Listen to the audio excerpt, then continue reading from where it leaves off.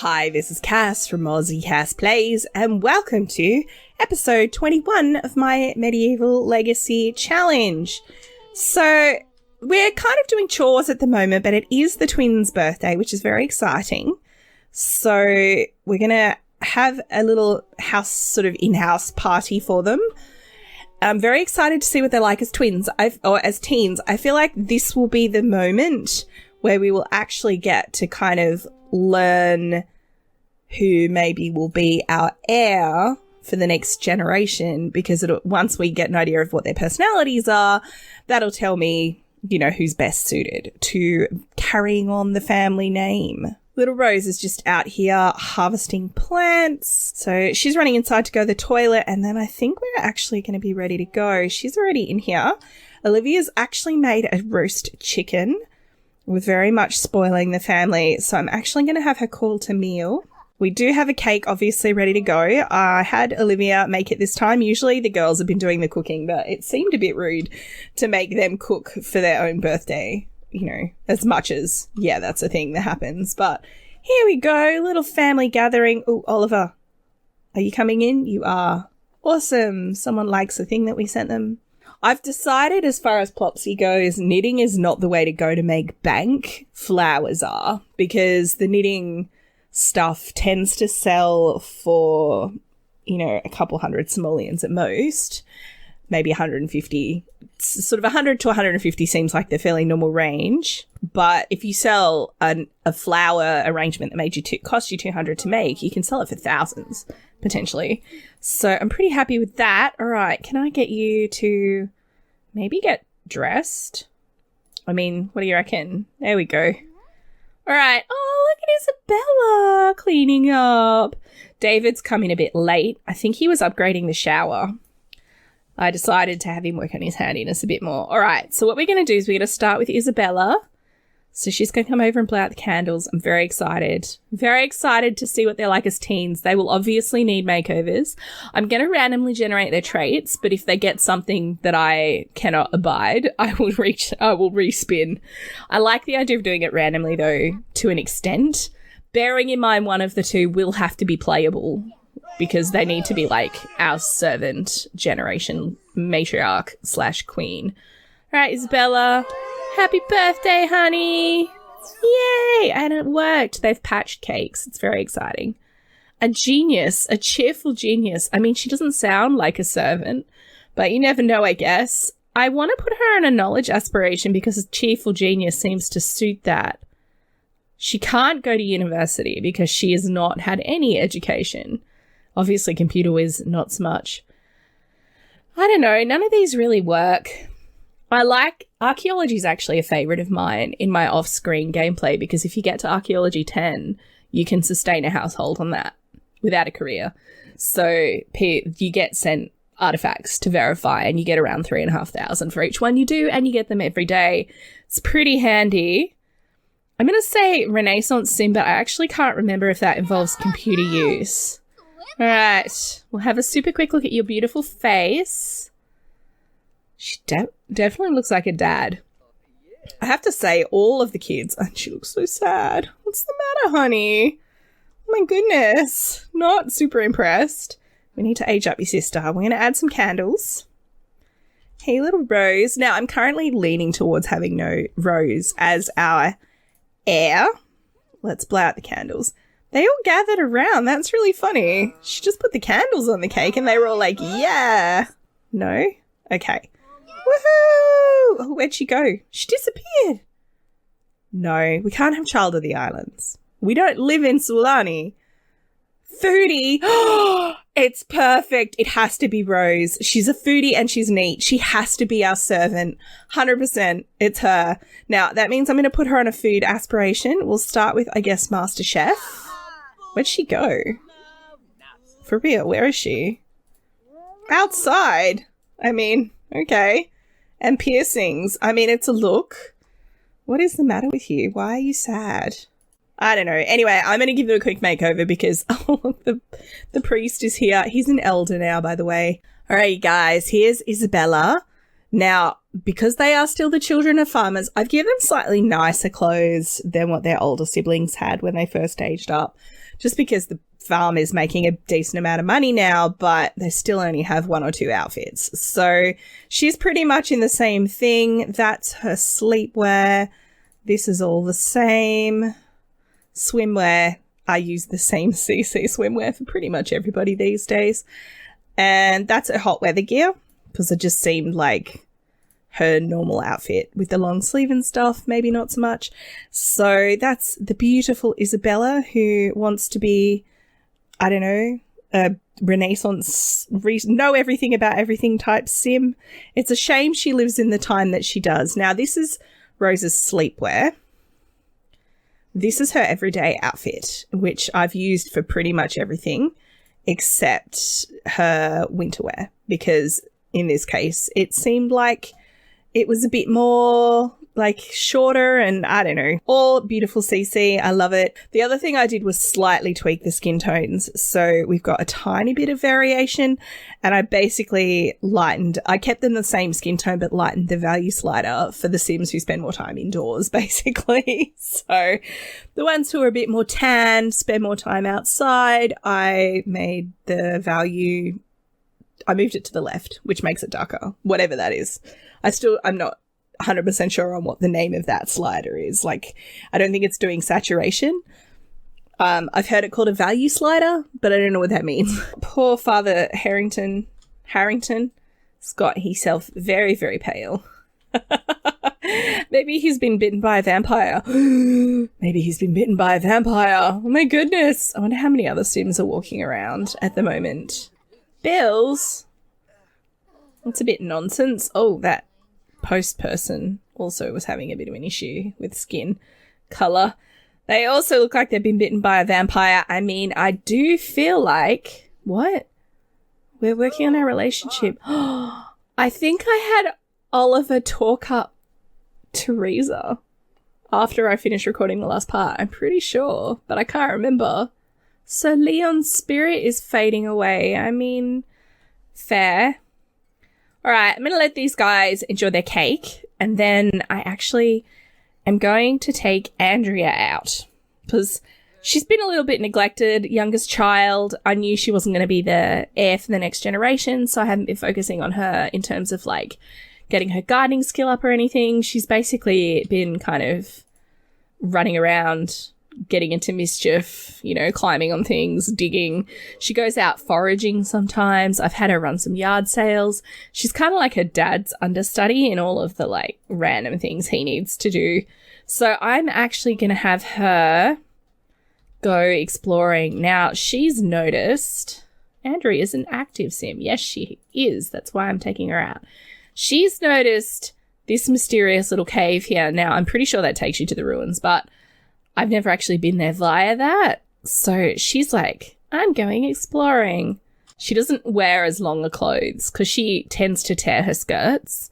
Her mum has surrendered and put her in, like, knee-length stuff rather than floor-length stuff, because Rose and Andrea can wear a floor-length dress without catching it on briars and everything and making an awful mess of her clothes. Whereas Andrea, not so much. So, did I say Rose and Andrea? I meant Rose and Isabella. All right.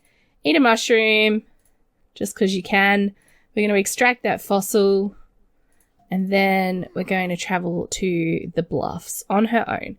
She's going on an adventure, and there'll be a loading screen. That's the kind of adventure that I like to see. Travel to the bluffs? Sure. Okay, past the loading screen. So she's come to the bluffs. She's having a bit of an explore. Ignore the sign. I did destroy, they had the, like, DJ rig and stuff in here, so I just went through and, like, cleaned up to make it slightly more medieval. Bless, shift click, destroy object is all I have to say. Now, this version of the bluffs I did download from the gallery. I actually did it when I was first setting up the file. I just don't think we've been here before. So she's coming to, like, see if any of the plants are in bloom or anything. Obviously they're not, because we've never been here before. I think there was something over here to dig. I'm thinking I might have her go for a swim because, ooh, this one's all shiny and gold. Hopefully it means it has something good in it. See, this is why she can't wear long skirts, because she likes to do this kind of thing. I expect she probably tears her pantyhose a lot too. What was it? What do we get? What do we get? A treasure map. All right, I'm going to see if she can swim in here. I'm hopeful that we can get in. She may not be able to because of all the rocks and stuff. We'll find out. Queen Mary's spirit is fading away. I mean, it makes sense. They died at the same time. Because Queen Mary died and then Sir Leon... I am making a draws finger across throat gesture. Just so you know. Oh, look, there is a spot where we can get in. Yay! Have a swim, Andrea. You enjoy yourself, my little bean. I was just getting a thumbnail. I don't know if I'll use it. I forgot to take screenshots when the twins were aging up, which I probably should have used, honestly. I mean, the water's a bit mucky, but I just don't think she'd care. How relaxing is this? She's like found her own secret little sanctuary where it looks like nobody comes. It's deserted here. Okay, now, this is Colton. Andrea's met him in passing. He actually has just recently moved in to, and he's come in and he's talking to her. When he's bored. He has just recently moved into the Dunham's residence. That's hence the surname. So the Dunhams are the neighbours who, it's a gay couple, right? But back in medieval times, that wasn't approved of. So they're just those fellows that live together publicly. Everyone on this island knows, even Father Harrington knows. He doesn't care either particularly, but it's kind of one of those things that everyone on the island just knows and doesn't talk about because, whatever. So Colton is their new sort of adopted child, but not adopted because, again, adoption wasn't a thing. She's going to get to know him, I guess, oh, we're very cold. Maybe we should get out. Maybe we should go over here. It is raining. Now, Colton has come to here for the same reason Andrea did. Now, Andrea's just exploring, but Colton's he comes here all the time. This is his kind of, since he's moved in with his uncles, he's been coming to the bluffs for a little bit of kind of peace of mind for a little while now. So she's going to, I guess, complain to him. Be like, I came here for some peace and quiet because my house is so full. You're so lucky that you don't have any brothers or sisters. And he's like, well, I don't know. I mean, it seems like it would be nice to have brothers and sisters. My uncles are awesome, but I get a bit lonely for other kids and stuff to play with. And she's like, well, you can come and play with me whenever you like because my brothers and sisters are all old now. They're all teenagers and they're getting old and they're smelly. Did you know teenagers smell? And he's like, I had heard that, yes. Stop playing with your phone. You don't have one. So, these guys, I wanted little Andrea to have friends because she doesn't really have any. Her twin sisters have each other and the boys kind of have each other as well.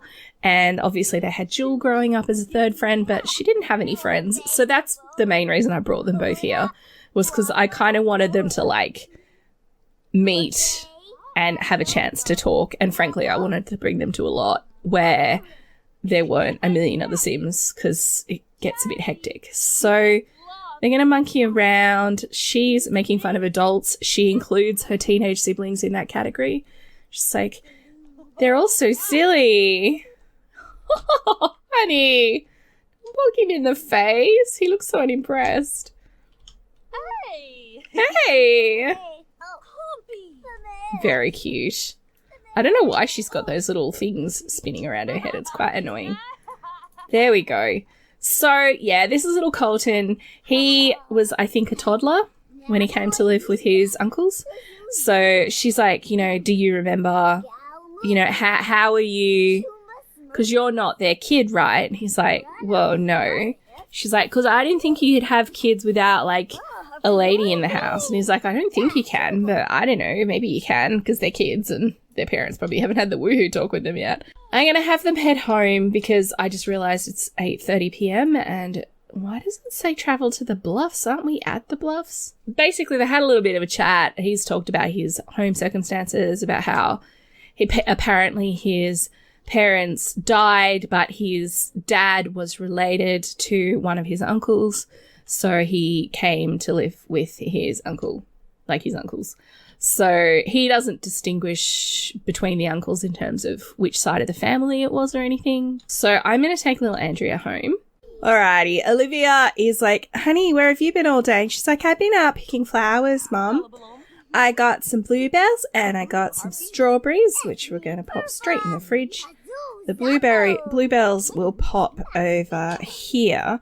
Because the thing is that Andrea, even as a child, knows that her family needs to find things to sell to, like, you know, run yard sales and that kind of thing. So she does actually bring things home like flowers. It's one of the reasons why her parents don't mind too much that she, like, kind of disappears for half a day, because she'll come back with armfuls of flowers and things like that that they can sell. So the oldest ones are over here. David and Isabella are playing cards with their dad, and I would like this one to take care of her needs.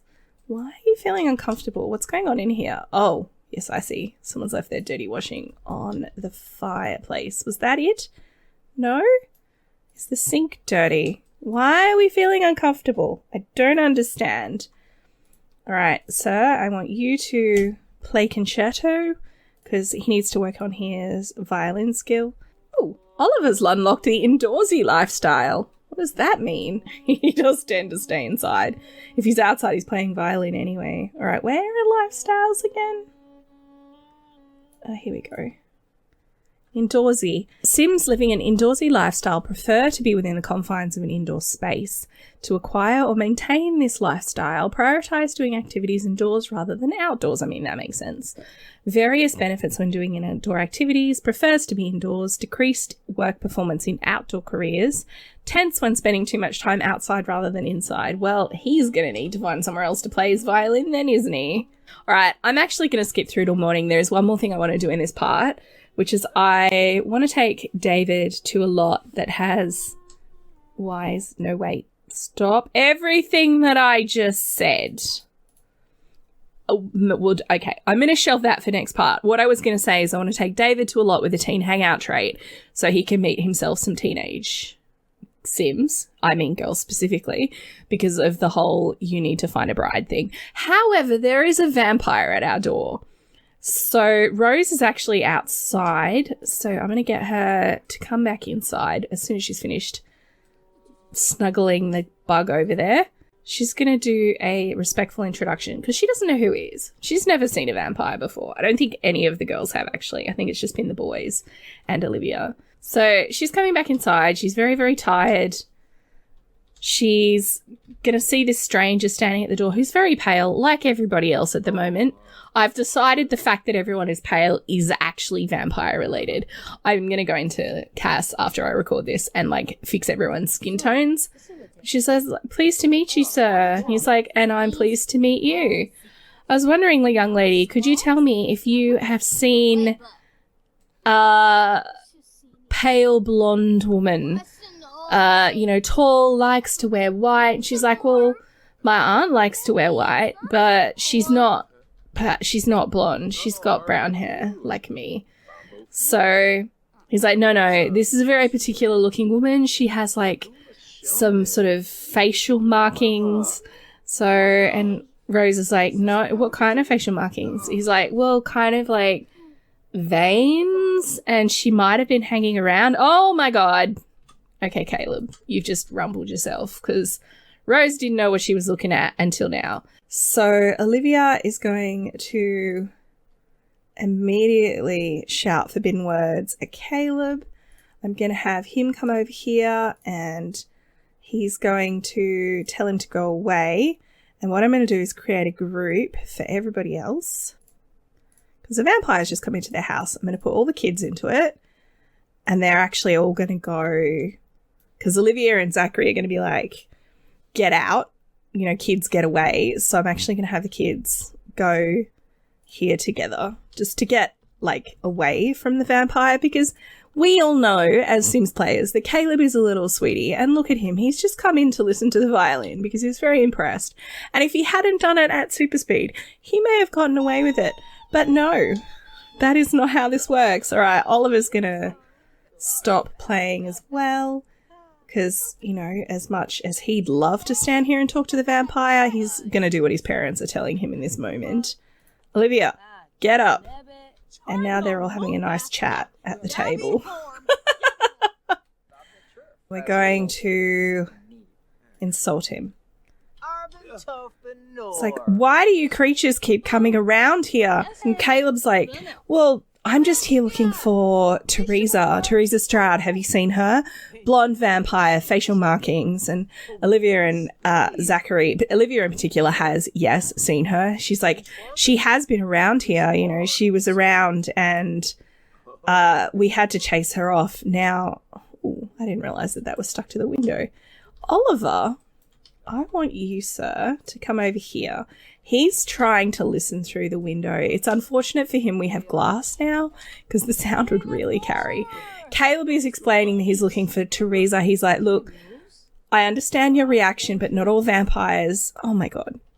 All right, what I've done, I've had the kids go inside. So their parents have sent them inside, told them to lock the doors. And I've had these guys come out here to talk. The only one who ignored that, unless he has chosen to go back in, is actually Oliver, who's in here. In theory, he's going to the bathroom, but he's actually eavesdropping. All right, so I've just had Oliver jump in the bath, but he's in there. These guys are talking. They're basically giving him the third degree. So they're like complaining and express being courageous. I will fight you and claim to be a criminal mastermind, maybe? I mean, that does seem like a thing that could scare off a vampire. Caleb came to sit next to Olivia, so she's moving because she will not sit next to a vampire. Now, he's basically saying, look, there are two factions of vampires. So myself and my sister are in one faction and, you know, we don't believe in drinking the blood of humans. Like, we strictly feed off animals and a particular type of fruit that we've learned how to grow that can sustain our hunger. And then there's Teresa's kind of vampire, which is the kind that will gleefully feed off humans. Her husband is actually the one that turned us. He turned us against our will. Olivia is saying, I think that might be the kind that my dad had a run-in with when he used to live in that kingdom.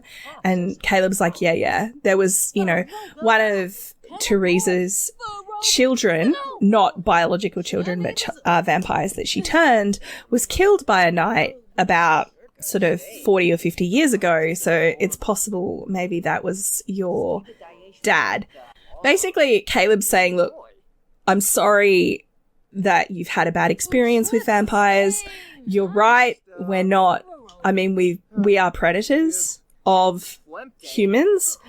Obviously, I'm not super okay with that. I mean, look how sad he is. Just look at that face.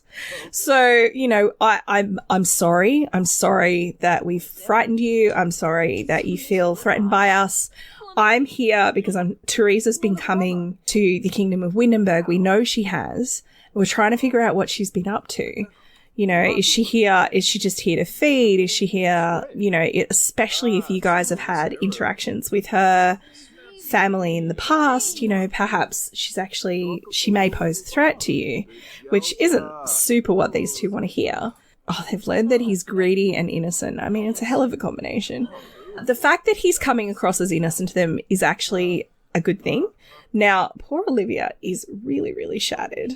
Oliver's listening to all of this and he's like, I don't believe that Teresa is evil. She seemed really, you know, sweet and loving and friendly when I spoke to her. So he's not buying any of it. Caleb's asking that if they see Teresa around again, that they get in touch with him. He has a contact in the main town of Windenburg that they could, like, leave a message with and he would get it. Like, they would, like, get a letter to him. So I'm just going to have her go and, like, take care of her needs and actually go to bed. It is 5:30 in the morning. I'm actually going to send Caleb home. So these guys have been up all night talking to this vampire. They're not, like, Zachary's obviously very worried. Oh, look, Olivia's fallen asleep on a park bench. Look how upset he looks. He's obviously very, very worried about everything Caleb has told him. He's concerned about how he's going to protect his family, especially given the power of the vampires. Caleb did confirm that the garlic 100% works. So if they want to nullify Teresa's ability to harm them, they should definitely keep growing the garlic and making wreaths of garlic, all the things that they have done. So Caleb has confirmed that. Oh, Oliver. I thought it was Olivia, but it's Oliver who's decided sleeping on a bench is a good idea. It's really, really not, sweetie. Go to bed. So I'm going to wrap this part up here. Let me know what you think, you guys. Let me know how you feel about Rose as our new sort of heir for the next part. If you have any feedback on Andrea and Colton, I am kind of thinking I may pair them up down the track. We'll see. We'll see how it goes. If they get on, then awesome. The Dunhams have no biological kids of their own, so it would be a good match for Andrea from their parents' point of view, because it means she'll be moving into a house and everything, which is great for her future. They don't obviously know about any of this yet. They don't know that the two kids were playing at the ruins. They don't even know that she was at the Bluffs. So, that's a future sort of issue. But everyone's going to probably have a big sleep in. We're going to take it easy for the day just because they are all so, so tired. I do think Olivia is still a bit skeptical about everything that Caleb just told her. She doesn't understand how something that is evil, because of the whole moral judgment of vampires that would occur in medieval times. She thinks he's genuinely some kind of evil creature, and that therefore he, can he be trusted? And Zachary's like, well, he didn't do anything. He could have tried. He didn't. Clearly, look at his speed. He clearly could have overpowered us if he'd wanted to. He didn't even have to. Sure, the garlic might stop him from biting us, but he could have broken our necks if he wanted to. He could have dragged our bodies away. He could have dragged us out of range of the garlic, and he didn't do any of those things.